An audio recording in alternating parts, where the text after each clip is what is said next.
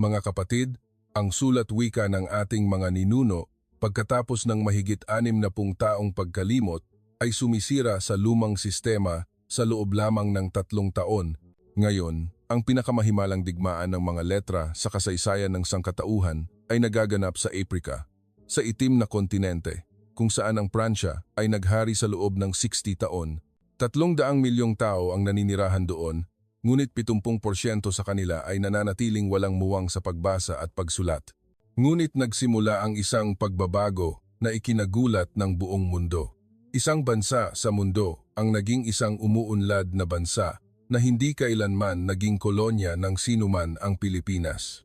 Ang kanilang alpabeto, ang sulat wika, ay nakahanda ng palayain ang 300 milyong tao. Ang Pranses ay bilangguan, ang sulat wika ay kalayaan. Isang hindi pa nangyayaring phenomenon ang naganap ng 15 bansa ang sabay-sabay na nagbayad upang makilala ang sulat wika. Ano ang nangyari? Ang kagulat-gulat na katotohanan ay isisiwalat ngayon. Noong nakaraang taglagas, binisita ko ang isang elementarya sa labas ng Dakar, ang kabisera ng Senegal, bilang bahagi ng isang proyekto ng UNESCO. Pagpasok ko pa lang sa silid-aralan, nagulat ako sa aking nakita. 30 bata ang nakaupo, ngunit ang kanilang mga mata ay walang emosyon at kaluluwa. Isang Pranses na guro ang nagsusulat sa pisara, ngunit ang mga bata ay nakatingin lamang ng walang pakialam. Bonjour, comment allez-vous aujourd'hui? Batin guro, nguni walang batang sumago. Namayani ang katahimikan sa buong silid. Pagkatapos ng ilang sandali, nang magsimula ang recess, tila nabuhay muli ang mga bata. Nagsimula silang tumakbo, maglaro, at sumigaw ng malakas sa Wolof ang kanilang katutubong wika. Isang bata ang lumapit sa akin. Siya ay isang 12 taong gulang na lalaki na nagngangalang Amadou. Sir, sino po kayo? Tanong ni Amadou sa wikang Wolof. Ako ay isang education researcher, sagot ko. Biglang naging seryoso ang mukha ni Amadou. At ang tanong na binitawan niya ay nag-iwan ng malalim na sugat sa aking puso. Bakit po hindi kami pwedeng matuto sa sarili naming wika? Sa sandaling iyon, natigilan ako. Lahat ng akala kong normal at totoo noong nag-aaral ako sa Paris ay nagsimulang mag-alinlangan. Kung matututo tayo ng Pranses, magkakaroon tayo ng mas magandang kinabukasan, sagot ko na parang binabasa sa aklat. Ngumiti ng mapait si Amadou. Ganyan din po ang sabi ng kuya ko, pero huminto siya sa pag-aaral pagkatapos ng 3 taon dahil hindi siya makasabay sa Pranses. Nagpunta ako sa faculty room upang tingnan ang statistics at talagang nakakagulat ang mga ito. Ang dropout rate ng eskwelahan ay umabot sa mahigit 60%. Ibig sabihin, 6 sa bawat 10 bata ang hindi nakatatapos ng elementarya, bumuntong hininga ang punong guro. Hindi bobo ang mga bata. Kung Wolof ang gagamitin, naiintindihan nila ang lahat. Ngunit kapag kailangang mag-aral sa Pranses, nagiging iba silang tao tahimik at tulala. Kinabukasan, umobserba ako sa isang klase sa math. Nagtuturo ang guro ng addition sa Pranses. 3 plus 4 = 7. Inulit ng mga bata ng walang buhay, ngunit tila walang sinuman ang talagang nakaiintindi sa kahulugan ng mga numerong iyon. Sa recess, tinanong ko si Amadou. Marunong ka bang mag-mental arithmetic sa Wolof? Oo naman po, sagot ni Amadou nang may kumpiyansa. Nyet aknyent, juro nyar. Kung ganoon, bakit hindi ka makasagot sa klase? Yumuko si Amadou. Hindi ko po masyadong naiintindihan ang Pranses. Hindi ko po alam kung ano ang tinatanong ng guro. Nang gabing iyon, binisita ko ang bahay ni Amadou. Malugod akong sinalubong ng kanyang ina. Ngunit hindi siya marunong mag-Pranses. Alam kong matalino ang anak ko, sabi niya, sa pamamagitan ng tagapagsalin habang luhaan.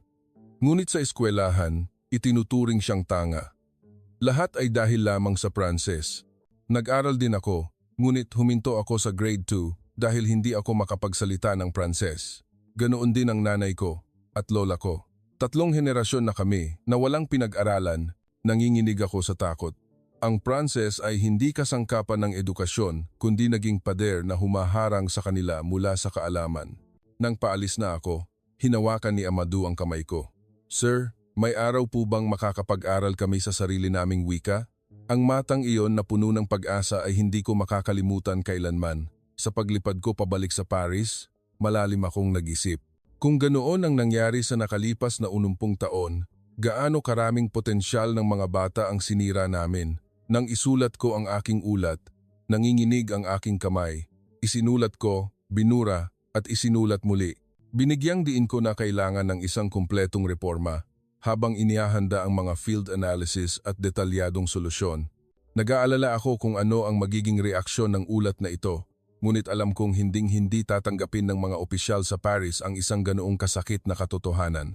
Pagkaraan ng 2 buwan, ginanap ang isang pulong sa Ministry of Education sa Paris batay sa aking ulat. Ito ay isang mahalagang pulong na tatalakay sa kalagayan ng edukasyon ng 15 bansa sa Aprika na gumagamit ng Pranses.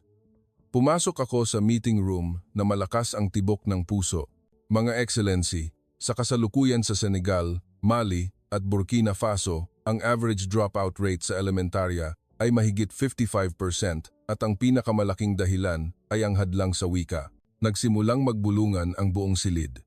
Si Undersecretary Dubois ng Ministry of Education ay napakunot noo. Kaya, ano ang iyong proposal, Dr. Mbenga? Huminga ako ng malalim at sumagot. Kailangan nating magpatupad ng edukasyon sa katutubong wika kahit man lang sa elementarya. Gumamit ng lokal na wika tulad ng Wolof o Bambara upang ituro ang mga pangunahing kaalaman. Agad na tumahimik ang buong silid. Pagkatapos, may isang tumawa ng mapanukso. Si Lefebvre, Director of Language Policy. Dr. Mbenga, paano mo ituturo ang science sa isang wikang Aprikano? Paano ang math, ang history? Ang mga undeveloped na wika na iyon ay hindi kayang ipahayag ang modernong sibilisasyon. Undeveloped? Nag-init ang aking mga mata. Ang Wolof ay may 10 milyong tagapagsalita at kayang ipahayag ang pinakakomplikadong konsepto ng pilosopiya. Ngunit wala itong alpabeto, hindi ba? Enjumizi si Lefebvre. Ibig mo bang gawin natin ang edukasyon sa pamamagitan ng oral tradition? Itinaas ni Undersecretary Dubois ang kanyang kamay upang pigilan kami. Dr. Mbenga, sa loob ng 60 taon, ipinalaganap namin ang sibilisasyon sa Aprika sa pamamagitan ng Francophonie. At ngayon, balak mong itanggi iyon? Hindi ako tumatanggi, Excellency. Gusto ko lang harapin natin ang katotohanan. 60% ng mga bata ang inaalis sa sistema ng edukasyon. Iyon ay problema sa kanilang kakayahan, malamig na sabi ni Martin, Director of Educational Policy. Ang mga batang may kakayahan na matuto ng Pranses ay magtatagumpay. Ang mga wala ay natural na aalisin. Hindi ako makapaniwala sa aking narinig. Natural selection ba iyon at iyon ang tawag nila sa edukasyon? Huwag kang masyadong emosyonal, matalim na sabi ni Dubois. Ang Pranses ay wika ng reason at logic. Kung gusto ng Aprika na umunlad, kailangan nilang matuto ng Pranses. Ito ay isang katotohanan na hindi mababago. Dagdag pa ni Lefebvre, ang bawat bansa ay may 12 ng mga wika ng tribo. Balak mo bang ituro ang lahat ng iyon? Ang Pranses mismo ang kasangkapan na lumilikha ng pagkakaisa. Ngunit paano kung 60% ng populasyon ang inalis sa pagkakaisang iyon? Tama na, hinihampas ni Dubois ang lamesa. Dr. Mbenga, nag-aral ka sa Sorbonne sa pamamagitan ng scholarship ng gobyerno ng Pransya, ngunit ngayon ay bumabalik ka upang atakihin ang mismong sistema ng edukasyon ng Pransya. Ganoon ba iyon? Iyon ang huling suntok na nagpabago sa akin bilang isang traitor. Nang matapos ang pulong, habang naglalakad ako sa pasilyo, isang batang kawani ang tahimik na lumapit. Siya si Gaumont, isang researcher. Dr. Mbenga, sumasang-ayon ako sa iyo. Sumulyap siya sa paligid at bumulong. Ngunit walang sino man dito ang gustong magbago. Ang Francophonie ay ang pagmamalaki ng Pransya. Nakaupo akong mag-isa sa isang cafe sa Paris at ang boses ni Amadou ay umalingaw-ngaw pa rin sa aking ulo. May araw po bang makakapag-aral kami sa sarili naming wika? Ang pulong ngayon ay nagbigay sa akin ng sagot. Hinding-hindi magbabago ang Pransya. Nang gabing iyon, tumawag ako kay Fatih, isang kasamahan sa Senegal. Ano na? Tanong ni Fatih. Tulad ng inaasahan, marahil ay mananatili tayong alipin ng Pranses magpakailanman. Huwag kang sumuko, Sofiane. Balang araw, magkakaroon ng paraan palabas. Ngunit hindi ko inakala noon na darating ang balang araw ng ganoon kabilis. at sa isang paraang hindi ko maiisip. Pagkatapos ng 3 buwan, nagpunta ako sa Cebu, Pilipinas upang dumalo sa Asia Educational Innovation Forum. Sa totoo lang, wala akong inaasahan. Akala ko, isa na namang nakababagot na conference ng mga opisyal. Ang unang araw ay isang speech tungkol sa robot education ng Japan. Ang pangalawang araw ay tungkol sa online education platform ng China. Lahat ay masyadong malayo sa katotohanan sa Aprika. Ngunit sa pangatlong araw, may isang presentation na nagpabago sa aking buhay magpakailanman. Susunod, ang presentation ni Profesor Maria Santillan mula sa Pambansang Surian ng Wika ng Pilipinas na may paksang Proyekto sa pagpapanatili ng wika ng minorya gamit ang sulat wika. Sulat wika? Tumingala ako. Anong kinalaman ng alpabeto ng Pilipinas sa mga wika ng minorya? Si Profesor Santillan, isang babae na nasa 50s, ay umakyat sa podium. Nagpresent siya ng may kalmado ngunit puno ng internal strength na boses. Sa Pilipinas, maraming lokal at minoryang wika, ngunit karamihan sa kanila ay walang sariling sulat. Ang paggamit ng orihinal na Latin script para sa pagtatala ng tunog ay may maraming limitasyon, kaya sinubukan naming gamitin ang sulat wika. Lumabas sa screen ang larawan ng isang maliit na pamayanan ng mga Tiboli sa Mindanao, Pilipinas. Ito ang pamayanan ng mga Tiboli. Daan-daang libo ang gumagamit ng wikang Tiboli, ngunit wala silang sulat na naglalagay sa kanilang wika sa panganib na maglaho. Ang susunod na slide ay ikinagulat ko. Ito ay isang textbook na nakasulat sa Tiboli, ngunit gumagamit ng sulat wika. Ang sulat wika ay isang sistema ng pagsulat na nilikha batay sa siyentipikong pagsusuri ng tunog, paliwanag niya. Pinahihintulutan nito ang tumpak na pagtatala ng anumang wika. Ang mga bata ay maaaring magbasa at magsulat ng kanilang wika gamit ang sulat wika sa loob lamang ng 1 linggo. 1 linggo! Yumuko ako. Ipinakita ang isang video clip. Ang mga bata ay nagsusulat sa pisara gamit ang sulat wika. Ngunit ang nakakagulat ay hindi Tagalog ang kanilang isinusulat, kundi Tiboli. Wow! Sa wakas, nasulat ko na ang pangalan ni ama at ina. Sigaw ng isang bata sa video na may subtitles. Paliwanag ni Profesor Santillan.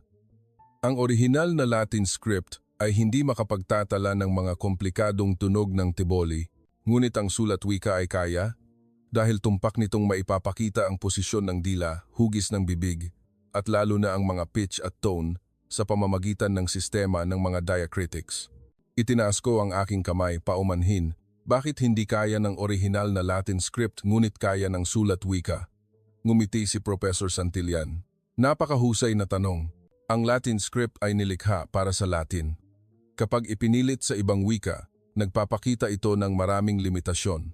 Ngunit ang sulat wika ay iba. Lumipat siya sa susunod na slide na nagpapakita ng mga larawan ng mga Filipino scholars at missionaries. Noong ika-17 siglo, nilikha ng mga kanluraning missionaries ang isang alpabeto batay sa Latin script. Ngunit ang mga makabayang Filipino scholar sa paglaon ang nagpabuti, nagperpekto at nagpalaganap nito. Nais nilang maipahayag ng kanilang mga kababayan ang kanilang mga ideya nang malaya at makawala sa pagiging komplikado ng sinaunang baybayin. Lumikha sila ng isang siyentipikong sistema ng pagsulat na madaling matutunan ng kahit sino. Iyan ang sulat wika. Naramdaman kong may kuryenteng dumaloy sa aking gulugod. Mahigit 300 taon na ang nakalipas, ang mga Filipino ay nagkaroon din ng parehong alalahanin tulad namin ngayon. Sa break, lumapit ako kay Profesor Santillan. Professor, ako si Sophie Mbenga mula sa Senegal. Mayroon din kaming katulad na problema sa aking trabaho. Hindi makapasok sa edukasyon ang mga bata dahil sa hadlang ng Pranses. Nagpakita ng interes si Professor Santillan. Senegal, gumagamit kayo ng Wolof, tama? Opo, tama. Ngunit wala kaming sulat. Kung ganoon, sinubukan na ba ninyong gamitin ang sulat wika upang itala ang tunog? Nagulat ako sa tanong. Sulat wika at Wolof? Kinuha ni Professor Santillan ang isang notebook at nagsulat. Paano bigkasin ang pangalan mo sa Wolof? Sophie Mbenga. Sinulat niya ang pangalan ko gamit ang sulat wika, inayos ito ayon sa pagbigkas ng Wolof. Sophie Mbenga. Ito ba ang pangalan ko? Oo, ang sulat wika ay kayang kumatawan sa lahat ng tunog. Ang mga special sounds sa Wolof ay marahil hindi rin problema. Nang gabing iyon, sa aking hotel room, pinag-aralan ko ang sulat wika buong gabi, ang prinsipyo ng pagpapares ng consonant at vowel, ang sistema ng mga tone marks, ang phonological analysis, isang sistema na madaling matutunan ng kahit sino. Bandang 3 ng umaga, napagtanto ko, ito ang sagot na hinahanap namin. Ngunit kasabay nito, isang takot ang pumasok sa akin. Ang gobyerno ng Pransya, ang African elite. Tatanggapin ba nila ito? Sa breakfast kasama si Professor Santillan, ibinuhos ko ang aking damdamin. Alam kong ang sulat wika ang paraan palabas, ngunit tiyak na magkakaroon ng matinding pagtutol, napakalaki ng pribilehiyo ng Pranses. Mahinahon na, sabi ni Professor Santillan, ang pagbabago ay laging nagsisimula sa maliliit na punto. Kahit ang mga matatandang scholars noon ay tumutol sa sulat wika, ngunit nakita ng mga tao ang halaga nito. Ang pinakamahalaga ay ang mga bata. Kung kaya nilang matuto ng masaya, hindi ba iyon ang pinakatumpak na sagot? Pauwi na ako sa airport at inabutan ako ni Professor Santillan ng isang maliit na aklat. Ito ang handbook ng mga consonant at vowel ng sulat wika. Subukan mong gamitin ito para itala ang tunog ng Wolof. Kung kailangan mo ng tulong, contact mo lang ako anumang oras.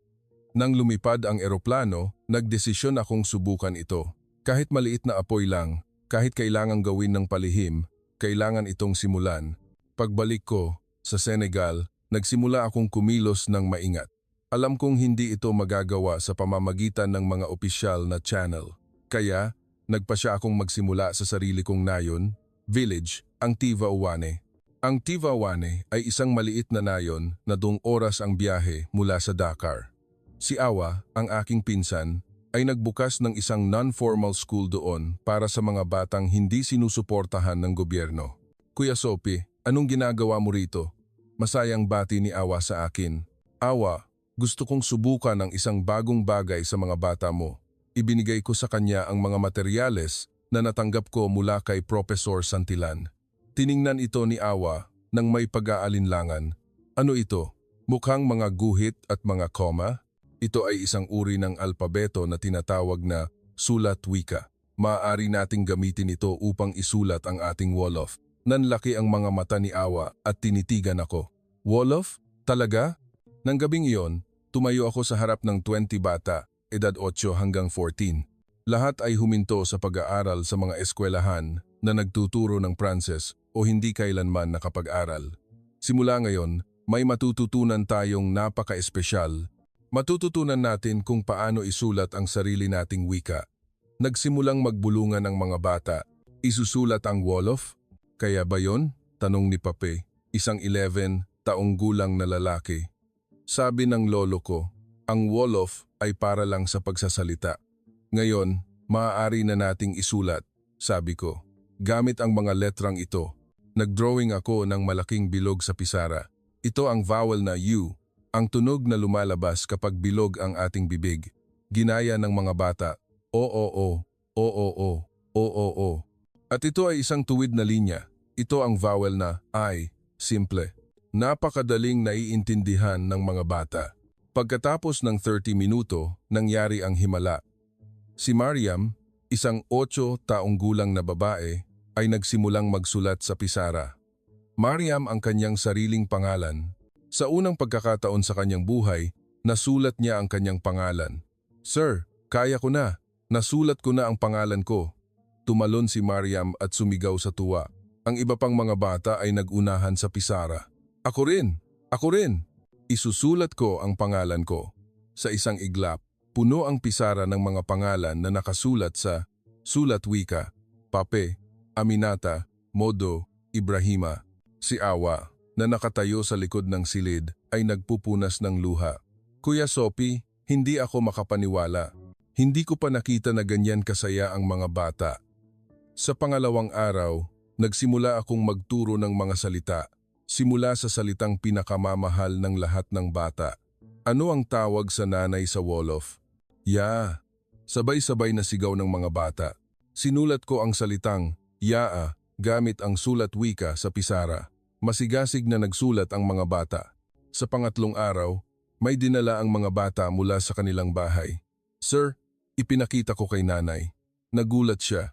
Umiyak pa si tatay nang makita niya.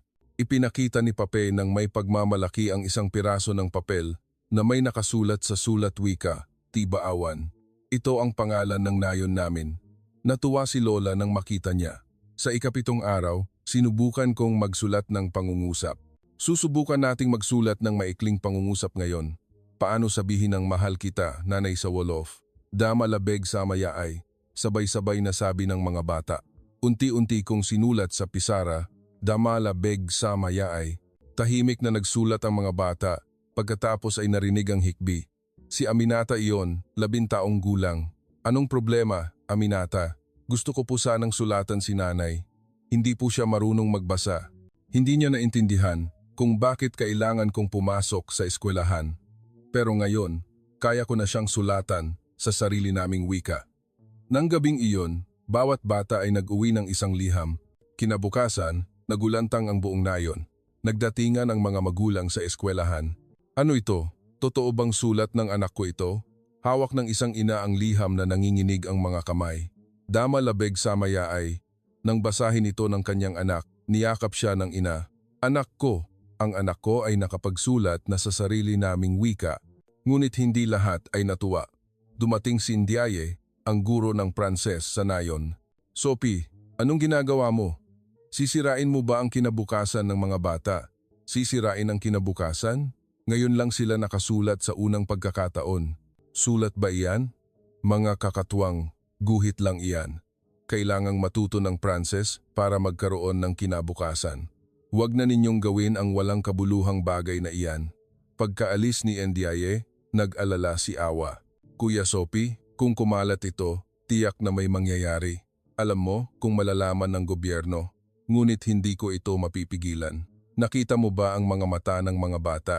Sa ikalawang linggo, may isang bagay na talagang nakakagulat ang nangyari. Si Modu, isang 12 taong gulang na lalaki, ay nagsulat sa pisara.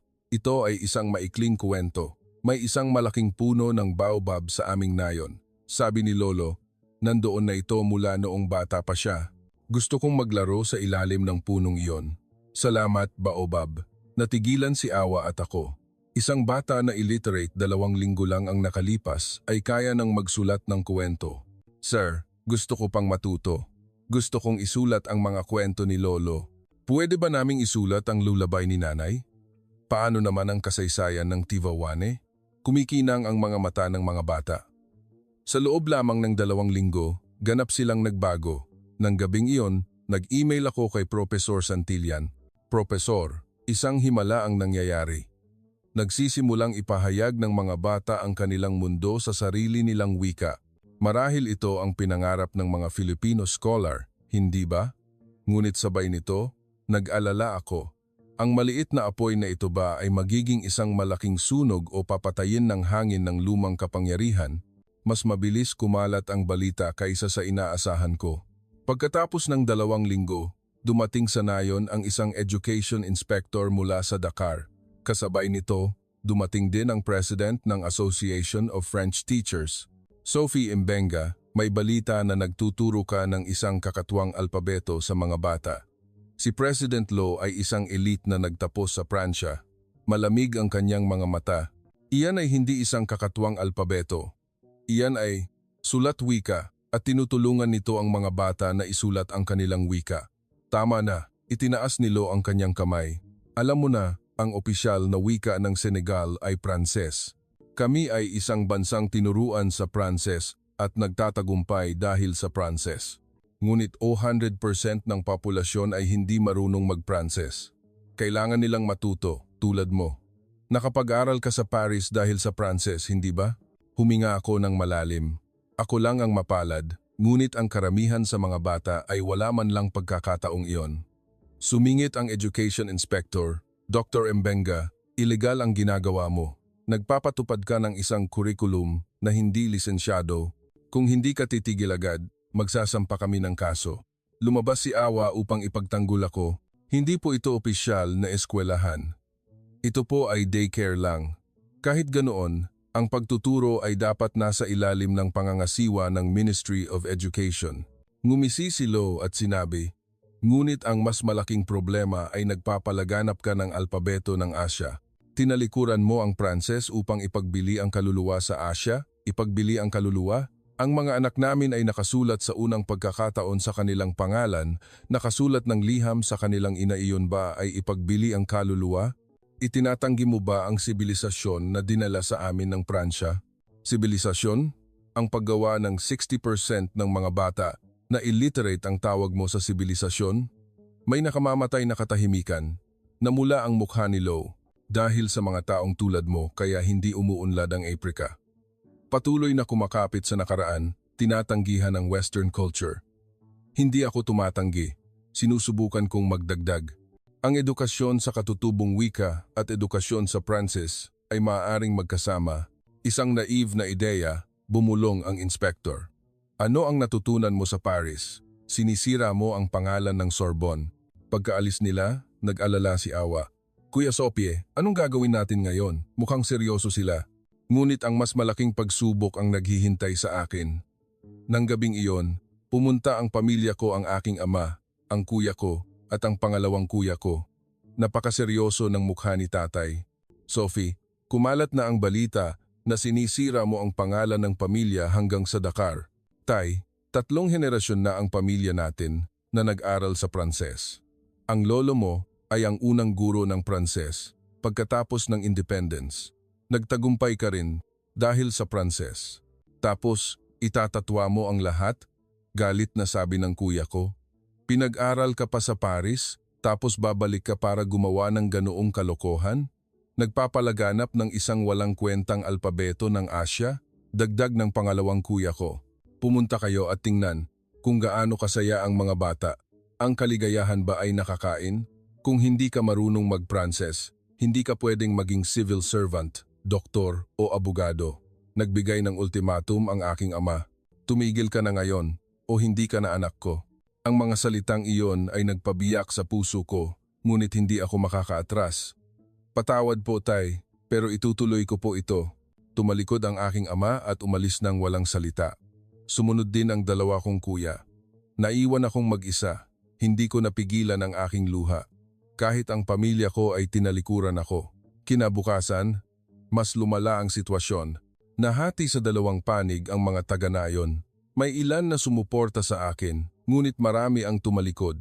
Sinisira niya ang kinabukasan ng ating mga anak. Hindi pa natapos ang Pranses. Tapos mag-aaral ng kung anong alpabeto ng Asya. Kung gusto ng kinabukasan, kailangan ng Pranses. Kahit ang ilang magulang ay hindi na pinapapasok ang kanilang mga anak sa klase. Ang bilang ay bumaba mula 20 hanggang 12. Ngunit ang mga batang naiwan ay may matinding determinasyon. Sir, itutuloy po namin ang pag-aaral, sabi ni Pape. Ngayon lang po kami natutong magsulat. Paano po kami susuko? Tumango si Modo, sabi po ni nanay. Matapang ka, kahit tuto lang lahat, ginagawa mo pa rin ang tama. Ang mga salita ng mga bata ay nagbigay sa akin ng lakas, ngunit nariyan pa rin ang pressure. Pagkatapos ng 1 linggo, may tawag mula sa French Embassy. Nais akong makita ng cultural attaché. Sa marangyang reception room ng embassy, magalang ngunit mapagpasyang nagsalita si Attaché Durand. Dr. Membenga, ang iyong aktibidad ay nagdudulot ng negatibong epekto sa cultural cooperation sa pagitan ng Pransya at Senegal. Nagtuturo lang ako ng katutubong wika sa mga bata, ngunit gumagamit ka ng ibang sistema ng pagsulat, hindi Pranses. Iyan ay salungat sa pangunahing prinsipyo ng relasyon ng 2 bansa. Kumuha si Durand ng isang file. Ikaw ay isang scholarship student ng gobyerno ng Pransya. Naaalala mo ba ang commitment na pinirmahan mo? Pumirma ka na isusulong mo ang mga halaga ng Francophonie. Ibig bang sabihin yan, kailangan ko lang hayaan ng mga bata na manatiling illiterate? Magturo ka ng Pranses, malamig na sabi ni Durand. Ngunit hindi nila naiintindihan ang Pranses. Iyan ay problema sa kakayahan, Dr. Membenga. Kung ipagpapatuloy mo pa rin ang mga aktibidad na ito, magkakaroon ng mga negatibong kahihinatnan. Lahat ng suporta na may kinalaman sa Pransya ay maaaring itigil. Nang lumabas ako ng embassy, Naguguluhan ako. Tinawag akong traitor ng lahat kahit ang pamilya ko ay tumalikod. Ngunit ng gabing iyon, nang makita ko ang diary na sinulat ni Mariam, nagdesisyon ako. Ngayon, nag-aral na naman ako ng sulat wika. Kaya ko nang isulat ang kwento ni nanay. Ang mga kwento ni nanay ay hindi na makakalimutan kailanman. Para sa mga batang ito, hindi ako maaaring huminto. Matapos akong tawaging traitor, halos ganap na akong na-isolate. Ngunit pagkatapos, dumating ang tulong mula sa isang hindi inaasahang lugar. Isang Biyernes ng hapon, dumalaw sa akin si Imam Sheikh Diop, ang espiritual na pinuno ng Nayon. Siya ay isang respetadong leader ng relihiyon na mahigit 70 taong gulang. Sopye, halika at magkape tayo. Sa totoo lang, nag-alala ako, baka pati ang leader ng relihiyon ay pupunta para kastiguhin ako. Sheikh, ano po ang sadya ninyo? Ngumiti ng mabait ang matanda. Marami akong narinig tungkol sa iyong ginagawa. Gusto kong makita ng sarili kong mga mata. Hindi po siguro magaganda ang mga balitang narinig ninyo? Minsan, ngunit mas interesado ako sa pagbabago ng mga bata. Ang nanay ni Modo ay pumunta sa moske, umiiyak at nagdarasal. Ang nanay ni Modo? Oo, sabi niya, sa unang pagkakataon, nasulat ng kanyang anak ang pangalan ni Allah at sa sarili pa naming wika. Nagulat ako, nagsimula na bang magsulat si Modo ng mga bagay na may kinalaman sa relihiyon gamit ang sulat wika? Kinuha ni Sheikh ang isang piraso ng papel mula sa kanyang bulsa na may nakasulat na Bismillahirrahmanirrahim sa sulat wika. Binasa ko ng malakas, sa pangalan ni Allah, ang pinakamahabagin, ang pinakamaawain. Si Modo ang nagsulat niyan. Isang 12 taong gulang na bata ang nakasulat ng unang verse ng Quran sa sarili naming wika. Naluha si Sheikh. 14 taon na akong nagtuturo ng Quran sa mga bata. Ngunit karamihan sa kanila ay nagre-recite lang sa Arabic nang hindi naiintindihan ang kahulugan. Ngunit ngayon, kaya na nilang isulat at intindihin sa sarili nilang wika. Ngunit marami po ang tumututol sa paggamit namin ng ibang alpabeto, hindi Pranses. Umiling si Sheikh. Iginagalang ni Allah ang lahat ng wika. Sa Quran, sinabi niya, "Ginawa namin kayo na magkakaibang tribo at paksyon upang kayo ay magkakilala. Ganoon din ang wika." Huminto siya at nagpatuloy, "Ang Pranses ay magandang wika, ngunit hindi iyon ang tanging daan. Ang ating mga anak ay makakakuha ng kaalaman at makapagpapahayag ng kanilang pananampalataya sa sarili nilang wika. Iyan ang tunay na edukasyon. Kaya, tutulungan ninyo po ako?" Ngumiti ang matanda. "Nagdesisyon na ako. Simula bukas, maaari kang magbukas ng klase ng sulat wika sa Educational Center ng mosque." Hindi ako makapaniwala sa aking narinig. Sa mosque? Talaga po? Oo. At ako rin ay susubukan kong matuto. Kahit 70 na ako, walang limitasyon sa edad ang pag-aaral. Kinabukasan, isang kamangha-manghang tanawin ang naganap.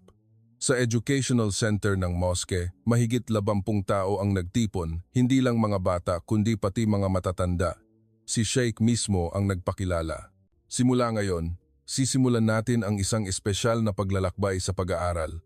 Matututo tayong magsulat sa sarili nating wika. Hindi ito salungat sa kalooban ni Allah, kundi makatutulong ito sa atin na maunawaan ng mas malalim ang ating pananampalataya. Napakalaki ng prestige ng leader ng relihiyon. Ang mga taong dating bumabatikos sa akin ay tumahimik. Ang unang klase ay napaka-emosyonal nang makita ko ang imahe ni Sheikh na nakatayo sa harap ng pisara, nagsusulat ng mga letra kasama ko. Tumulo ang aking luha. Ito ang letrang A. Ang hugis ay parang dila na humahawak sa bubong ng bibig. Napaka-siyentipiko. Ang iba pang matatanda ay nag-aral ng may atensyon. Lalo na, ang partisipasyon ng mga kababaihan ay napakaganda. Ang mga ina na walang pagkakataong mag-aral ay masigasig na nag-aral. Sa eskwelahan ng Pranses, hindi ko naisip na mag-aral. Pero kung ganito, sa palagay ko ay kaya ko, sabi ni Fatima, isang 40 taong gulang na babae, dahil ito ang aming wika. Pagkatapos ng isang linggo, may himala na nangyari.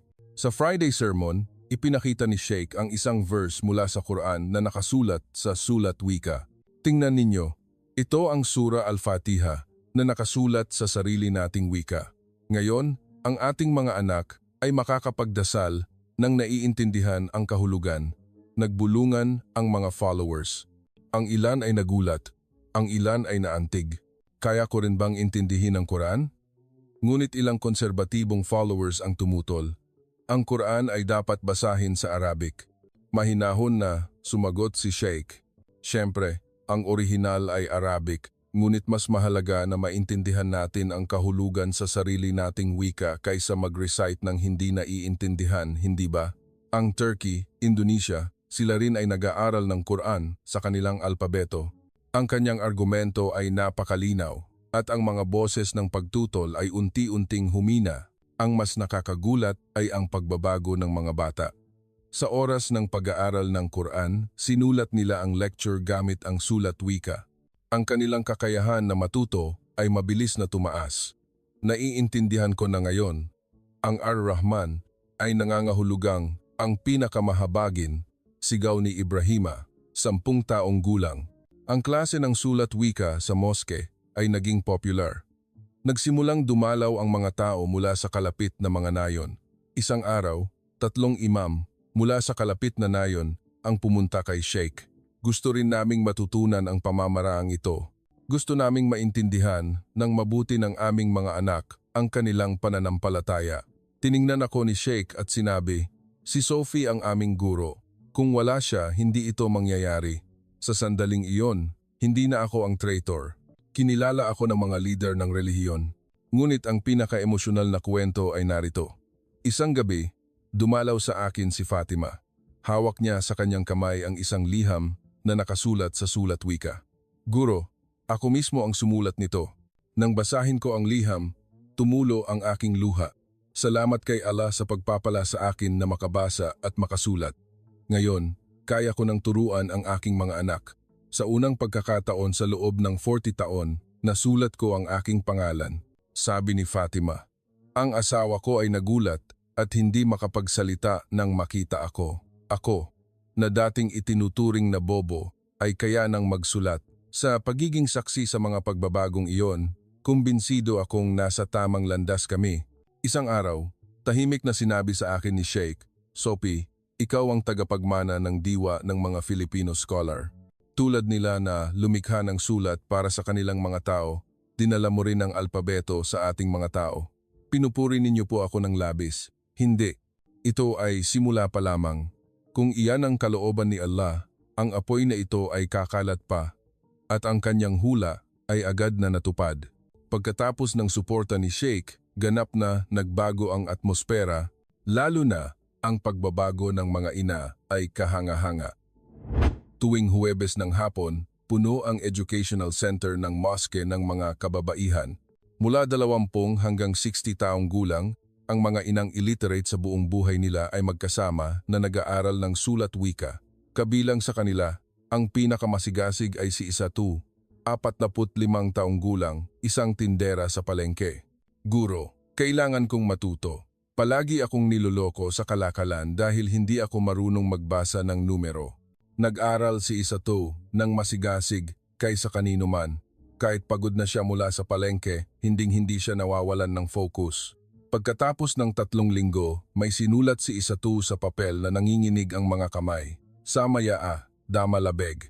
Iyon ang pangungusap na sinulat niya. "Guro, nasulat ko na talaga." Umiyak si Isatu. Ang iba pang mga kababaihan ay nagpunas din ng luha. Ipinadala ko ang anak ko sa lungsod upang mag-aral, 20 taon na ang nakalipas. Simula noon, nawalan na kami ng kontak. Hindi ako marunong magsulat ng liham at hindi ko rin kayang basahin ang mga liham niya. Niyakap niya nang mahigpit ang liham. Ngayon, susulatan ko siya at sasabihin ko na marunong na akong magsulat. Pagkatapos ng 1 linggo, nagdala si Isatu ng isang kamangha-manghang balita. "Guro, sumagot ang anak ko. Nakasulat ang liham sa Pranses, ngunit sa ibaba, may note na nakasulat sa sulat wika.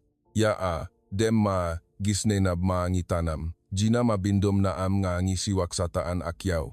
Ang kuwentong ito ay lumikha ng malakas na wave sa mga kababaihan. Gusto ko ring sulatan ang anak kong lalaki. Ang anak kong babae, pwede ba akong magsulat ng accounting book? Lalo na, ang mga tindera sa palengke ay napakasigasig.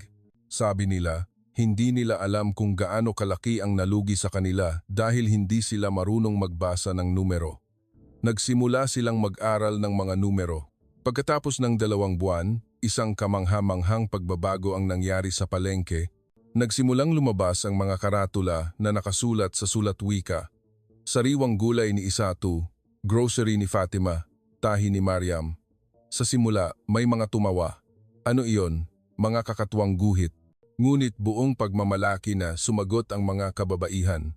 Ito ang pangalan ng aming tindahan at kami mismo ang nagsulat. Marunong na rin kaming magsulat. Ang mas nakakagulat ay nagsimulang mag-text ang mga kababaihan sa isa't isa gamit ang sulat wika. Sinulat nila ang presyo ng mga kalakal, nagbahagi ng mga recipe at nagsulat pa nga ng love letter. Isang 50 taong gulang na babae ang nahihiyang umamin. Sumulat ako ng love letter sa asawa ko sa unang pagkakataon sa loob ng 30 taong kasal. Umiyak siya nang basahin niya. Nang makita ang ganoong mga pagbabago, nagsimulang mag-alinlangan ang mga lalaki sa nayon. Marunong nang magsulat ang asawa ko, pero ako hindi pa. Ang anak kong babae ay nagmamadali. Tay, mag-aral ka na. Sa wakas, nagtatag din ng klase para sa kalalakihan. Sa simula, nahihiya sila dahil sa pride. Ngunit di nagtagal, seryoso na silang nag-aral. Ngunit ang tunay na revolusyon ay nagsimula sa ibang lugar. Isang araw, dumating si Isatu kasama ang 10 pangtindera. Guro, nagdesisyon na kami. Magtatatag kami ng isang cooperative ng mga tindera sa palengke at itatala namin ang lahat ng bilihan gamit ang sulat wika. Nagulat ako. Cooperative? Posible ba? Bakit hindi? Marunong na kaming magsulat ngayon. Noon, niloloko kami ng mga middlemen nang hindi namin alam kung gaano karami. Ngunit ngayon, kami na ang gagawa ng sarili naming bookkeeping. Dagdag pa ni Fatima. Oh, kahapon, nakabenta ako ng 100 kilogram ng patatas, pero sinabi ng trader na 50 kilogram lang daw ang binili niya. Walang ebidensya, kaya wala kaming nagawa. Napakalaki ng determinasyon ng mga kababaihan. Pagkatapos ng isang linggo, opisyal na naitatag ang Tivaoane Women's Cooperative. Ang unang pulong ay napakaganda. 30 kababaihan ang nagtipon at sinulat ang minutes ng pulong gamit ang sulat wika, araw, buwan, taon 2024. Mga dumalo, Isatu, Fatima, Mariam. Nilalaman, mag-organisa ng joint purchase at price negotiation. Pagkatapos ng pulong, sabi ni Isatu, 40 taon na akong nagtitinda pero wala pang araw na kasing proud ko ngayon. Sa wakas, kami na ang may kontrol sa aming buhay. Mabilis kumalat ang balita. Nagsimulang dumating ang mga kababaihan mula sa kalapit na mga nayon. Gusto rin naming mag-aral ng sulat wika. Paano sumali sa cooperative? Sa loob lamang ng 1 buwan, umabot sa mahigit 100 ang miyembro ng cooperative at isang kamangha-manghang bagay ang nangyari. May tawag mula sa isang malaking retail company. Gusto naming direktang makipagtransaksyon sa Tivaoane Women's Cooperative. Napakaganda ng inyong sistema ng bookkeeping. Dahil sa direktang transaksyon na walang middleman, dumoble ang kanilang kita. Ang success story na ito ay naging hot news sa buong bansa na nailathala sa pahayagan na may pamagat ang himala ng mga illiterate na kababaihan. Ngunit ang pinaka-emosyonal na sandali ay narito. Isang gabi, nagdala si Inday, 50 taong gulang, ng isang liham na nanginginig ang mga kamay. Guro, ako mismo ang sumulat nito. Nang buksan ko ang liham at basahin, tumulo ang aking luha para sa aking mahal na anak. Marunong na akong magsulat ngayon. Ang inang umiyak lang sa airport, 40 taon na ang nakalipas nang umalis ang kanyang anak patungong Pransya ay kaya nang sumulat sa kanya. Naaalala kita, mahal kong anak, ang nanay mo. Humihikbi si Inday. Ang anak ko ay doktor sa Paris, pero hindi ko pa siya nasulatan kailanman. Ngayon, sa wakas, naipadala ko na ang aking damdamin sa kanya. Pagkatapos ng 2 linggo, umuwi sa Senegal ang anak ni Inday. Sabi ng mga tao, nang makita niya ang kanyang ina sa airport at makita ang liham na nakasulat sa sulat wika, lumuhod siya. Nanay, patawarin ninyo ako. Napakahiya ko dahil minsan ay minamaliit ko kayo dahil hindi kayo marunong magbasa at magsulat. Ang mga kwentong ito ay unti-unting naipon na nagpataas sa kumpiyansa ng mga kababaihan. Isang araw, nagpahayag si Isato ng isang bagay na nakakagulat. Sasali kami sa Village Council meeting dahil kaya na rin naming basahin ang minutes ng pulong. Ayon sa nakaugalian, ang Village Council ay para sa kalalakihan, ang hiling ng mga kababaihan ay ikinagulat ng mga lalaki. Anong ginagawa ng mga babae sa pulong? Ngunit lumabas si Sheikh. Bakit hindi? Ang sinumang marunong magsulat ay may karapatang sumali. Ang Village Council meeting na dinaluhan ng mga kababaihan sa unang pagkakataon ay isang makasaysayang sandali. Tumayo si Isato. Iminumungkahi kong ireporma ang palengke. At ito ang ulat na inihanda ko.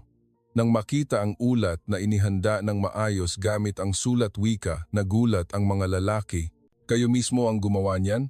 Opo, kami mismo ang nag-survey at nagtipon ng data, kaya na rin naming gawin ngayon. Simula noon, naging mas masigla ang mga pulong ng Village Council.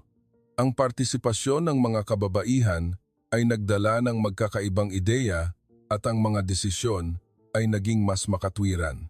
Ngunit mayroon ding mga lumang puwersa na hindi masaya sa pagbabagong ito. Muling lumitaw si Ndiaye, ang guro ng Pranses.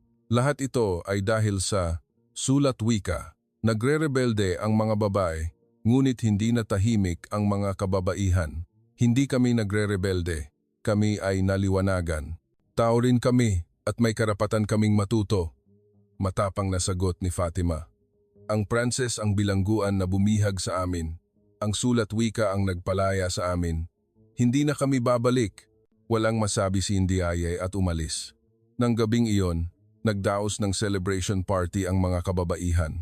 Tumayo si Isato at nagpahayag, 1 taon na ang nakalipas, kami ay illiterate. Ngunit ngayon, iba na. Nakikipag-ugnayan na kami sa mundo, gamit ang alpabeto na sinulat namin mismo. Lahat ito ay dahil kay Guro Sophie at sa sulat wika. Malakas ang palakpakan ng lahat. Biglang may nagsimulang kumanta. Iyon ay isang kanta ng mga Wolof, ngunit binago ang mga salita. Sulat wika, salamat sa iyo sa pagdadala ng liwanag. Ngayon, kaya na naming isulat ang aming puso at isip. Sabay-sabay na kumanta at sumayaw ang lahat.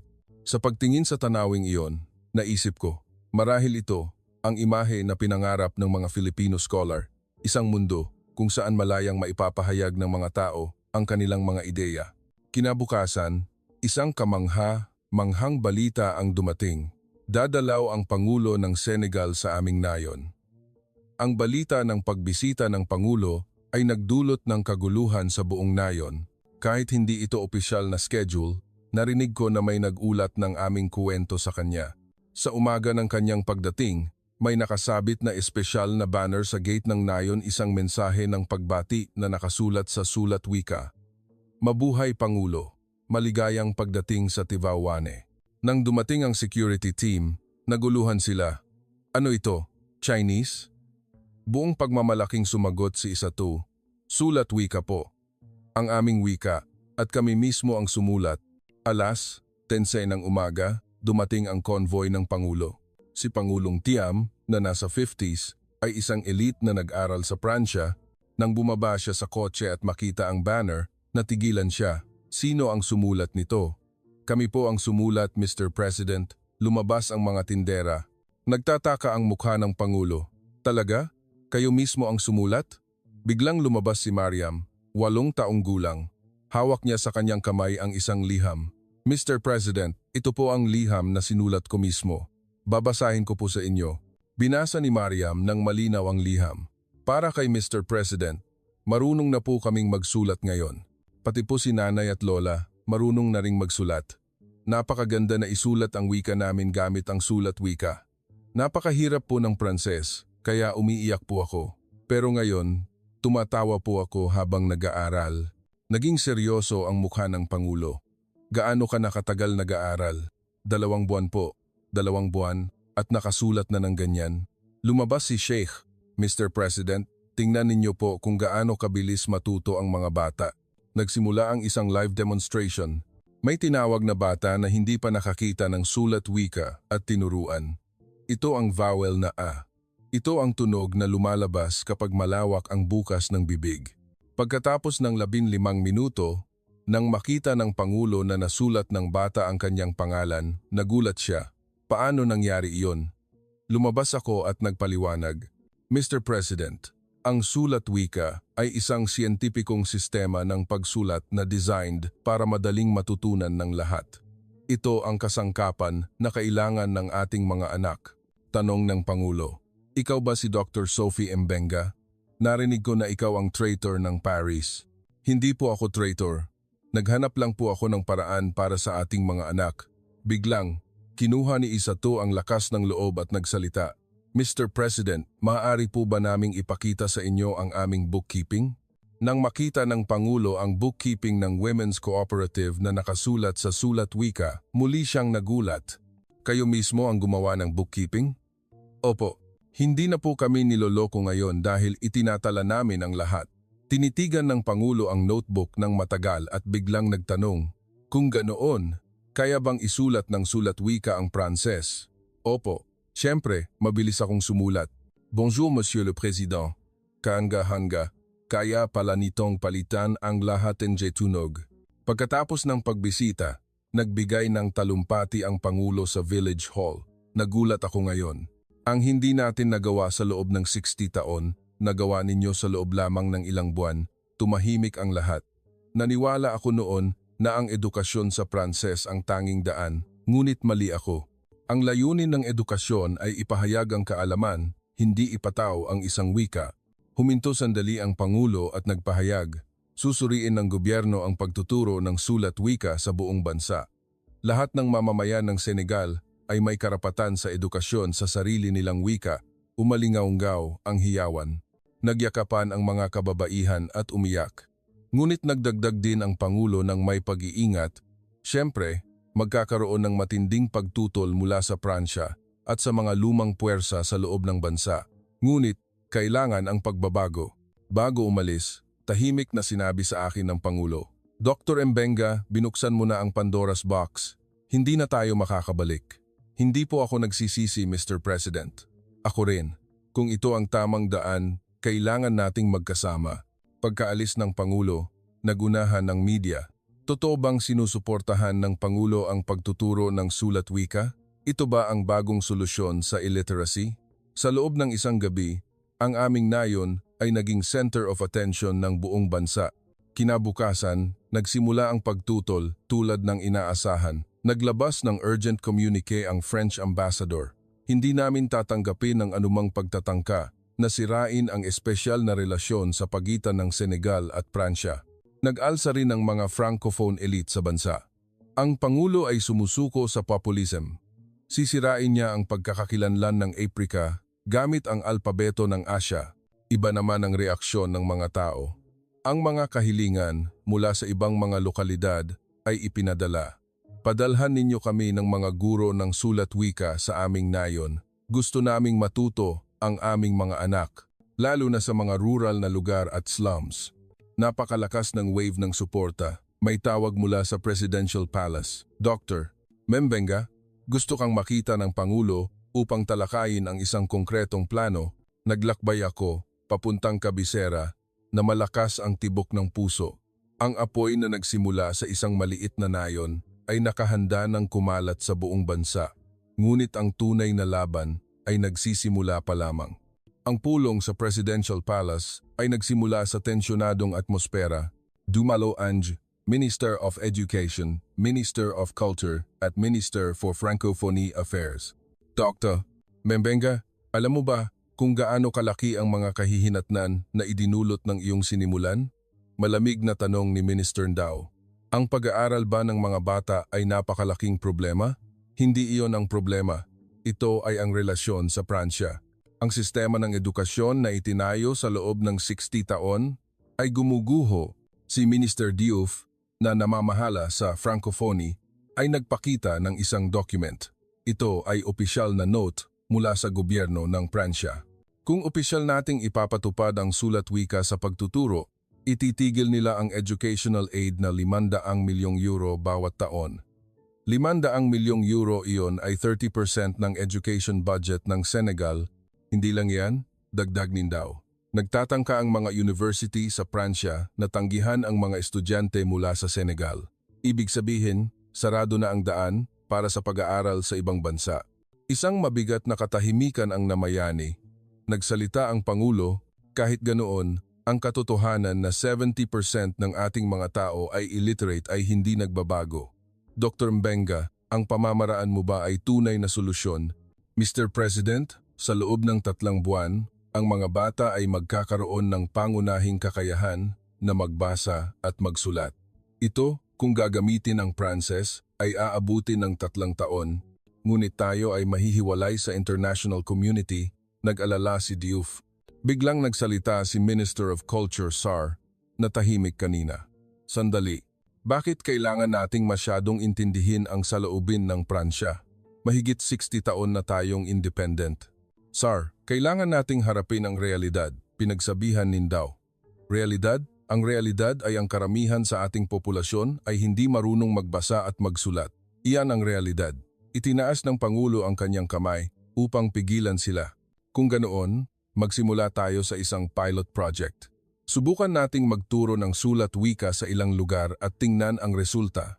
Ngunit agad na dumating ang pressure mula sa Pransya. Kinabukasan, inihayag ng mga kumpanya ng Pransya na susuriin nila ang kanilang investment sa Senegal. Tinaasan ng mga French banks ang interest rate ng loan. Nahati rin sa 2 panig ang media. Le Soleil ay nag-headline, "Bawiin ang pambansang pagmamalaki." L'Observateur ay nag-headline, "Mapanganib na eksperimento na, magdadala sa bansa sa kalamidad."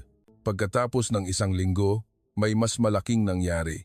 Ang Senegal ay inalis mula sa Summit of Francophone Leaders sa West Africa. Ang isang bansa na nag-iisip na gumamit ng sulat wika bilang opisyal na alpabeto ay hindi kwalipikadong maging miyembro ng Francophonie. Iyon ay isang direktang babala mula sa Pangulo ng Pransya. Sa loob ng bansa, naging mas matindi ang pagtutol. 10 guro ng Pranses ang nagprotesta sa kalye. "Huwag ninyong agawin ang aming trabaho. Ang sulat wika ay cultural imperialism." Ang ilang extremist protesters ay sinunog ang aking imahe kasama ang mga karatula na may nakasulat, "Sophie, ang traitor." Ngunit pagkatapos, dumating ang tulong mula sa isang hindi inaasahang lugar. Ang mga Minister of Education mula sa Mali, Burkina Faso at Niger ay dumalaw sa Senegal. Interesado rin kami sa pagtuturo ng sulat wika. Hindi ba kayo natatakot sa pressure mula sa Pransya? Hinarap namin iyan araw-araw. Ang mga salita ng Minister ng Mali ay napakaganda. Ang Pranses ay hindi nagkakaisa sa amin, kundi ito ang kasangkapan na nagtatanggal sa karamihan ng mga tao, panahon na upang magbago. Ang pahayag ng suporta mula sa mga bansang ito ay isang malaking lakas ng loob at mayroon pang ibang pagbabago.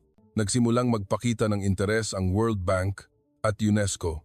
Kung mapapatunayan na epektibo ang Sulat Wika Literacy Project, handa kaming sumuporta. Ang daloy ng international aid na dating nakatuon sa Pransya ay nagsimulang magbago ng direksyon. Sa gitna ng sitwasyong iyon, isang decisive event ang nangyari. Isang grupo ng mga kabataan na nagtatrabaho sa isang malaking kumpanya ng Pransya ang tinanggal sa trabaho dahil lamang sa isang dahilan. Sinuportahan nila ang pagtuturo ng Sulat Wika. Ang balitang ito ay nagdulot ng galit sa mga tao na naglabas sa kalye. Gusto namin ng tunay na kalayaan. Kalayaan na mag-aral sa aming wika. Kabilang sa mga nagprotesta, nakakagulat, ay maraming university students. Ang mga taong elite na nag-aral sa Pranses. Hinablot ni Ali, isang estudyante ng medicine, ang microphone. "Nag-aral ako ng medicine sa Pranses, ngunit karamihan sa mga pasyente ko ay hindi marunong mag-Pranses. Anong silbi ng doktor na hindi makakausap ang kanyang pasyente?" Sumigaw din si Awa, isang estudyante ng law. Ang law ay nakasulat sa Pranses, ngunit hindi ito mabasa ng mga tao. Iyan ba ang katarungan? Ang partisipasyon ng elite youth ay nagpabago sa sitwasyon. Naglabas ng urgent statement ang Pangulo sa buong bansa. "Mga kababayan, tayo ay nasa crossroads. Piliin ba natin ang madaling daan o ang tamang daan?" Huminto siya sandali at nagpatuloy, "Hindi ko makakalimutan ang mga mata ng mga bata sa Tivaouane nang una silang magsulat sa Sulat Wika. Iyon ang ating kinabukasan. Kaya, Inihahayag ng gobyerno, ang edukasyon sa katutubong wika gamit ang sulat wika ay magiging opisyal na policy. Patuloy tayong magtuturo ng Pranses, ngunit patitibayin muna natin ang kakayahan na magbasa at magsulat sa katutubong wika. Iyon ay isang makasaysayang pahayag. Agad na itinigil ng Pransya ang lahat ng aid, ngunit hindi umatras ang Pangulo. Maaari tayong maging mahirap, ngunit magiging malaya tayong bansa na liwanagan. Mas mabuti pang maging mahirap at naliwanagan kaysa maging mayaman at nasa kadiliman. Nang gabing iyon, nakatanggap ako ng tawag mula sa Presidential Palace. Dr. Mbenga, ngayon ang tunay na simula. Hinihiling ko na maghanda ka para sa pagtuturo ng sulat wika sa buong bansa. Sumagot ako ng nanginginig ang boses. Maghahanda po ako. Pagkababa ko ng telepono, tumingin ako sa labas ng bintana, kumikinang ang mga ilaw ng Dakar. Ang apoy na nagsimula sa isang maliit na nayon ay nakahanda ng liwanagan ang buong bansa. Kahit napakalaki ng pressure mula sa Pransya, mas malakas ang aming determinasyon. Nang putulin ng Pransya ang aid, nahulog ang Senegal sa malubhang financial crisis. Nabawasan ng 30% ang education budget. Ngunit pagkatapos, dumating ang tulong mula sa isang hindi inaasahang lugar. Isang umaga, may tawag mula sa Philippine Embassy. Dr. Mbenga, gustong makita ka kaagad ng gobyerno ng Pilipinas. Nang dumating ako sa embassy, maraming hindi pamilyar na tao ang naghihintay. Mga opisyal mula sa Department of Education, Department of Foreign Affairs ng Pilipinas at nakakagulat, mga leader mula sa maraming malalaking korporasyon. Magandang umaga, ako si Marilag Santillan, Director of African Cooperation ng Department of Education ng Pilipinas. Maria Santillan pamilyar ang pangalan, tulad ni Professor Santillan na nakilala ko sa Cebu. Paumanhin, kilala ninyo po ba si Professor Santillan? Ngumiti si Marilag Santillan, siya po ang nanay ko. Marami po siyang naikwento tungkol sa kwento sa Senegal. Iyon ay isang kamanghamanghang coincidence. Nagdesisyon ang gobyerno ng Pilipinas na bigyan ng full support ang Sulat Wika Project sa Senegal. Hindi ako makapaniwala sa aking narinig. Talaga po? Bakit? Bakit ninyo kami tinutulungan? Paliwanag ng isang opisyal mula sa Department of Foreign Affairs, ang Sulat Wika ay hindi lamang pag-aari ng mga Filipino, kundi ito rin ay isang UNESCO World Heritage Memory. Kung ang Sulat Wika, isang common asset ng sangkatauhan, ay makakatulong na mawala ang illiteracy sa Africa, iyan din ay isang paraan upang ipagpatuloy ang diwa ng aming mga ninuno. Biglang lumabas ang isang leader mula sa Ayala Group. Magpo-sponsor kami ng 100 tablet para sa pag-aaral ng Sulat Wika. Ito ay isang espesyal na version na kayang gumana kahit walang kuryente at internet. Nagdagdag pa ang isang leader mula sa Globe Telecom. Magpo-sponsor kami ng solar-powered charging system para ang digital education ay makarating sa lahat ng dako ng Africa. San Miguel Corporation, Jollibee, SM Group. Isa-isang nangako ng suporta ang mga malalaking korporasyon ng Pilipinas. Ngunit ang pinakanakakagulat ay isang tech company. Magbibigay kami ng libreng AI translation system na ginawa namin. Kaya nitong itala ang tunog at isalin ang lahat ng wika ng Senegal tulad ng Wolof, Fula, at BP sa Sulat Wika. Tumulo ang aking luha. Tinalikuran kami ng Pransya, ngunit ang Pilipinas ay nagbigay ng kamay upang tumulong. Bakit? Bakit ninyo kami tinutulungan ng ganito? Napakainit na sabi ni Marilag Santillan. Ang Pilipinas ay nagkaroon din ng illiteracy rate na umabot sa 95%, ngunit dahil sa Sulat Wika, mabilis naming napalago ang edukasyon. Gusto naming ibahagi ang karanasang iyon. Pagkatapos ng isang linggo, dumating ang 100 volunteer teachers mula sa University of the Philippines, Diliman. Naaalala ko ang interview ng isang guro nang umalis siya sa Naya Airport.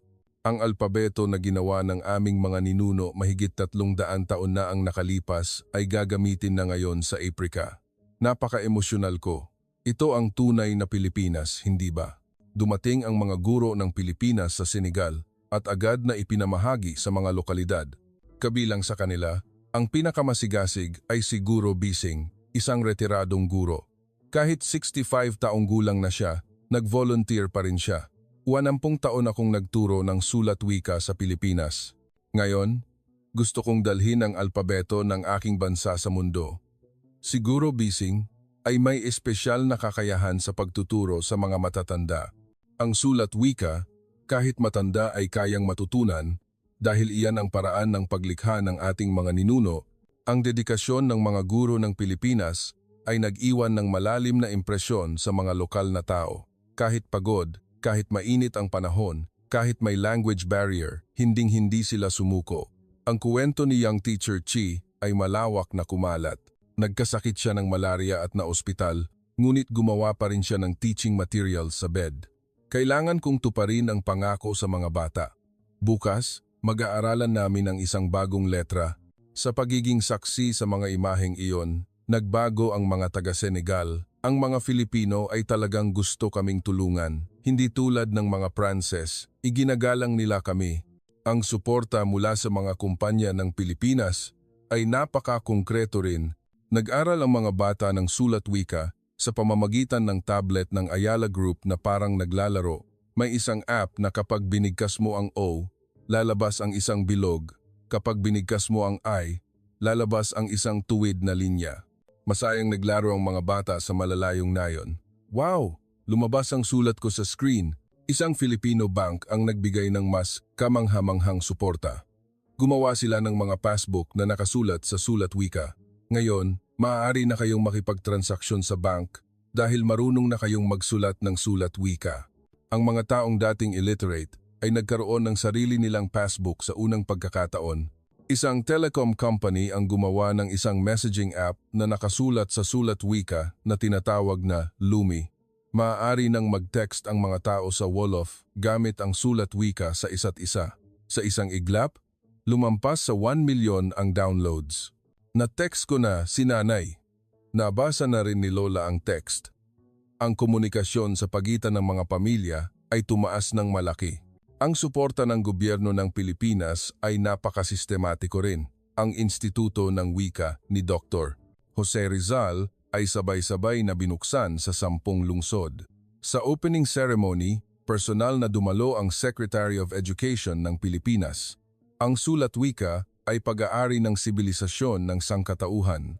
Ngayon, ibabahagi namin ang asset na iyon sa mga taga-Senegal. Ang pinaka-nakakagulat na sandali ay ang pagbisita ng Pangulo ng Pilipinas sa Senegal. Sinalubong siya ng mga bata sa airport na may hawak na mga karatula na nakasulat sa sulat wika. Maligayang pagdating Pangulo ng Pilipinas. Salamat sa sulat wika. Niyakap ng Pangulo ng Pilipinas ang bawat bata at pinunasan ang kanyang luha. Kung nakita ito ng aming mga ninuno, tiyak na matutuwa sila. Sa summit, nagbigay ng kamanghamanghang proposal ang Pangulo ng Pilipinas. Sa susunod na 10 taon, susuportahan namin ang edukasyon ng sulat wika, 100 milyong dolyar bawat taon, walang kondisyon, basta't masayang nag-aaral ang mga bata. Labis na naantig ang Pangulo ng Senegal. 60 taon kaming pinamunuan ng Pransya, ngunit ang Pilipinas ay nagpalaya sa amin sa loob lamang ng 1 taon. Ang Cooperation Agreement sa edukasyon ng sulat wika na pinirmahan ng 2 leader ay naging isang makasaysayang document. Ngunit ang pinakamalaking pagbabago ay nasa kaluluwa ng mga tao. Ang mga salita ni Isato, ang inang nagtitinda sa palengke, nang makita niya ang Philippine Ambassador ay napakaganda. Ang dinala ng Pilipinas ay hindi pera o makina. Iyon ay pag-asa na kaya rin naming gawin. Sa suporta mula sa Pilipinas, ang edukasyon ng sulat wika sa Senegal ay parang lumipad. Sa loob ng 6 na buwan, mahigit 2 milyong tao ang nag-aral. Sa loob ng 10 taon, 3 milyong tao ang nakakabasa at nakakasulat sa sulat wika. Kahit ang French media ay kailangang umamin, ang Le Monde ay nag-headline, ang himala sa Aprika, nilikha ng Pilipinas. Ang Le Figaro ay nag-headline, ang pangarap ni Dr. Jose Rizal. Naging katotohanan sa Aprika pagkatapos ng 300 taon. Minsan naisip ko, kung wala ang tulong ng Pilipinas, ano kaya ang nangyari? Siguro, sumuko na kami sa pressure ng Pransya. Ngunit binigyan kami ng Pilipinas ng lakas ng loob na ang isang maliit na bansa ay kaya ring gumawa ng malalaking bagay, na ang isang alpabeto ay kaya ring magbago ng mundo. At ipinakita nila na ang tunay na tulong ay hindi dominasyon, kundi mutual development. Ang balita ng tagumpay ng Senegal ay nagpaugoy sa buong West Africa. Ang unang bansang sumuporta ay ang kalapit na Mali. Personal na pumunta si Minister of Education Keita ng Mali sa Dakar. Gusto rin naming ipatupad ang sulat wika. Hindi ako makapaniwala na nakahanap kayo ng paraan upang isulat ang Bambara. Dinala ko siya sa Tivauane. Si Minister Keita, matapos umobserba sa isang klase ng sulat wika ay nagulat. 1 oras lang at nakasulat na ng kanilang pangalan ang mga bata. Si Fatoumata, isang 10 taong gulang na babae, ay nagsulat ng isang tula sa Bambara sa Pisara para sa bisita mula sa Mali. Omboro Mali Ombeya Kanu. Tumulo ang luha sa mukha ni Minister Keita. Ang aming wika, nagkaroon na ng sulat ang aming wika. Pagkatapos ng 1 linggo, nagkakaisa ang National Assembly ng Mali sa paggamit ng sulat wika. Wala kaming pakialam sa sinasabi ng Pransya. Mas mahalaga ang kinabukasan ng aming mga anak. Sumunod din ang Burkina Faso, masigasig pa ang bansang ito. Isang malaking sulat wika educational center ang itinayo sa kabisera Ouagadougou. Nang dumalo ako sa opening ceremony, nasaksihan ko ang isang kamangha-manghang tanawin. Mahigit 1,000 tao ang nagtipon at sabay-sabay na sinulat ang national anthem sa sulat wika. Patrie ou la mort, nous vaincrons. Umiyak ang lahat nang makita ang national anthem na nakasulat sa sarili nilang wika. Ito ang unang pagkakataon sa loob ng 60 taon ng kalayaan na naisulat namin ang aming national anthem sa sarili naming wika. Ang pagbabago sa Ghana ay mas kamangha-mangha. Kahit na ang Ghana ay isang bansang nagsasalita ng Ingles, 70% ng populasyon ay gumagamit ng Twi. Personal na nagpahayag ang Pangulo ng Ghana, mahalaga rin ang Ingles, ngunit una sa lahat, kailangan nating magbasa at magsulat sa sarili nating wika. Ang sulat wika ang magiging bridge natin. Sa loob ng 6 na buwan, isang kamangha-manghang bagay ang nangyari. Sa African Union Minister of Education Conference, isang makasaysayang desisyon ang ginawa. Kilalanin ang sulat wika bilang opisyal na alpabeto para sa pagtatala ng mga katutubong wika sa Aprika. Sa 54 miyembro estado, 35 ang sumangayon. Kahit tumutol ang Pransya at ilang bansang Arabo, hindi nila mapipigilan ang trend. Tumutol ang kinatawan ng Egypt. Kaya rin ang alpabetong Arabo. Bakit kailangan ng alpabeto ng Asya? Biglang tumayo ang kinatawan ng Rwanda. Gusto namin ng sistema ng pagsulat na kami ang pumili, hindi isang sistema na ipinataw sa panahon ng kolonyalismo. Walang pumilit sa amin na gamitin ang sulat wika. Kami ang pumili nito. Umalingaw-ngaw ang palakpakan. Sumali rin ang Nigeria. Nang kumilos ang giant na ito na may 200 milyong populasyon, ganap na nagbago ang sitwasyon. Sa Nigeria, nagkaroon sila ng natatanging diskarte. Gumawa sila ng sulat wika writing system para sa mga pangunahing wika tulad ng Hausa, Yoruba at Ibo. Isang alpabeto, 300 wika ang kayang isulat. Iyan ang slogan ng Nigerian Ministry of Education. Ang pagbabago na nangyari sa mga slums ng Lagos ay lalo na nakakagulat. Ang mga bata na dating nangangalakal ng basura ay nagsimulang mag-aral ng sulat wika. Ang kwento ni Emmanuel, 12 taong gulang, ay inilathala sa world media. Kaya ko nang isulat ang pangarap ko. Gusto kong maging doktor. Nang ilathala ang diary ni Emmanuel na nakasulat sa sulat wika, nagulat ang buong mundo. Ngayon, nangalakal ulit ako ng basura. Pero ngayon, iba na dahil marunong na akong magsulat. Balang araw, darating ang araw, na babasahin ko ang diary na ito at ngingiti. Ang partisipasyon ng South Africa ay isang decisive blow. Nang kumilos ang pinakamalaking ekonomiya ng Aprika, nanood ang buong kontinente. Kami ay isang bansa na may 11 opisyal na wika. Ang sulat wika ang kasangkapan upang maging pantay ang lahat ng wika. Ang mga wikang Bantu, Xhosa, Zulu, lahat ay nagsimulang isulat gamit ang sulat wika. Lalo na nakakagulat ang First African Sulat Wika Literary Prize. Mahigit 500 works ang isinumite. Ang nagwagi ng unang premyo ay isang tula ni Aminata, isang babaeng taga-Mali na may pamagat sa ilalim ng puno ng baobab. Sa ilalim ng puno ng baobab, ang mga kwentong binibigkas ay hindi na makakalimutan kailanman dahil nasulat na muli sa sulat wika. Kahit humihip ang hangin, Kahit umulan, ang alpabeto ko ay narito pa rin. Ang aming kwento ay magiging walang hanggan. Sa awarding ceremony, ang talumpati ni Aminata ay naalaala. Hindi kayang isulat ng Pranses ang kwento ng lola ko, ngunit kaya ng sulat wika na ihatid ang boses niya. Ang ulat ng World Health Organization ay nakakagulat din. Ang health index sa mga lugar na nagpatupad ng edukasyon ng sulat wika ay bumuti ng malaki dahil nababasa na ng mga tao ang instruction ng gamot at hygiene rules. Ang literacy ay nakatulong din upang mapabuti ang kalusugan. Ang epekto sa ekonomiya ay napakalaki rin. Ang ulat ng World Bank ay nagsabi na sa loob ng 1 taon pagkatapos ipatupad ang sulat wika, ang GDP sa mga lugar na iyon ay tumaas ng average na 5%. Literacy ang economic growth. Nagdulot ng shockwave ng personal na bumisita si Bill Gates sa Senegal. Ang sinubukan ng Microsoft sa loob ng 20 taon, nagawa ng sulat wika sa loob ng 2 taon. Ito ang tunay na innovation.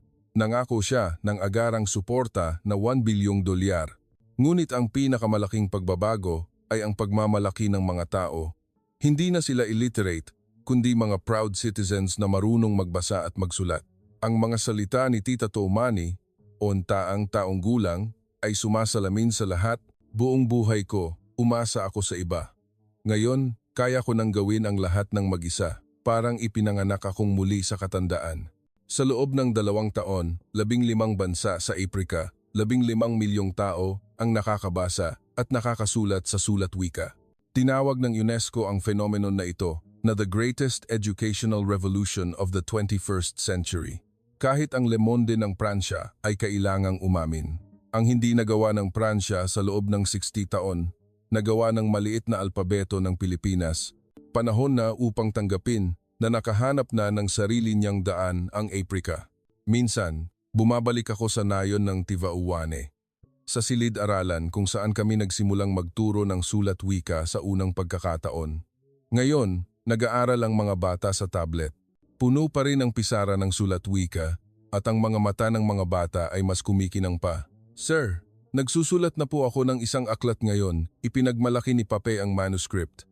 Ito ay ang kwento ng aming nayon, simula noong nakilala namin ang sulat wika. Ito ang kinabukasan na pinangarap namin. Ang paghahanap ng Aprika sa sarili niyang boses at ang simula nito ay mga maliliit na bilog at tuwid na linya ng sulat wika. Sa wakas, dumating din ang araw na iyon, ang araw na kailangan kong magbigay ng talumpati sa United Nations General Assembly sa New York, UN Headquarters. Nang tumayo ako sa harap ng mga kinatawan ng 193 bansa, nanginginig ang aking mga paa. Ngunit sa likod ko ay may mas espesyal na mga tao ang mga bata mula sa Tivauane. Ngayon, hindi ako narito bilang isang linguist, kundi bilang isang saksi ng isang himala. Umalingaw-ngaw ang aking boses sa hall. 30 taon na ang nakalipas, ang nagsimula sa 20 bata sa isang maliit na nayon sa Senegal ay nagpabago na ngayon sa buhay ng 100 milyong tao. Sa screen, lumabas ang mga statistics. 15 bansa ang nagpatupad ng edukasyon ng sulat wika, 100 milyong tao ang may pangunahing kakayahan na magbasa at magsulat. Ang illiteracy rate ay bumaba mula 70% hanggang 25%. Ang literacy rate ng mga kababaihan ay tumaas ng 300%, ngunit hindi kayang ipaliwanag ng mga numero ang lahat. Kaya, naghanda ako ng isang bagay.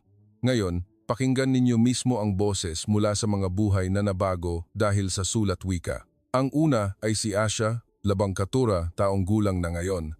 Tumayo si Asha sa harap ng microphone. Ang shy boy 3 taon na ang nakalipas ay mukhang matapang na ngayon. Kumusta? Sabi ni Asha sa Filipino at nagpatuloy sa Ingles. 3 taon na ang nakalipas, hindi ko man lang maisulat ang pangalan ko. Ngunit binago ng sulat wika ang lahat. Itinaas ni Asha ang isang tablet. Sa screen ay ang diary na nakasulat sa sulat wika. Ito ang diary na sinulat ko. Sinulat ko ang kwento ng pamilya ko mula sa Civil War sa Uganda. Ngayon, gusto kong maging isang manunulat. Gusto kong ihatid ang aming sakit at pag-asa sa mundo. Tumahimik ang buong hall nang basahin niya ang huling pangungusap na nakasulat sa sulat wika. Ang kinabukasan ay pag-aari ng mga marunong magsulat. Ngayon, kaya na rin naming isulat ang aming kinabukasan. Umalingaw-ngaw ang palakpakan. Ang ilang delegate ay nagpunas ng luha. Ang pangalawa ay si Isato mula sa Mali na naging isang matagumpay na negosyante na ngayon. Nagsimula akong mag-aral magsulat sa edad na 45. Mula sa isang illiterate vegetable seller, ipinakita ni Isato ang kanyang bookkeeping. Nang magsimula akong gumawa ng bookkeeping sa sulat wika, lumago ang aking negosyo. Ngayon, ako ang may-ari ng isang agricultural wholesale company na may 100 empleyado. Ang kanyang susunod na salita ay nagpaiyak sa lahat. Ang pinakamasaya ay ang maging isang proud mother ng anak kong babae, kaya ko na siyang tulungan sa homework niya ngayon. Ang pangatlo ay isang espesyal na video. Ang mga bata mula sa Senegal, Mali, Burkina Faso, Nigeria, 15 bansa ang sabay-sabay na lumabas. Nakakonekta sa video, ang bawat bata ay may hawak na piraso ng papel na nakasulat sa sulat wika. Kami ang Senegal, Mali, Burkina Faso, Nigeria, Ghana. Pagkatapos, sabay-sabay na sumigaw ang lahat ng mga bata. Marunong na kaming magbasa at magsulat. Salamat, sulat wika. Salamat, Pilipinas. Biglang, sa hanay ng mga Philippine delegate, may nakita akong humihikbi. Yumuko ang Philippine Ambassador at umiyak. Ipinagpatuloy ko ang aking talumpati. Hindi lang ito tungkol sa pagtuturo ng alpabeto. Ito ay tungkol sa pagbabalik ng dangal ng tao.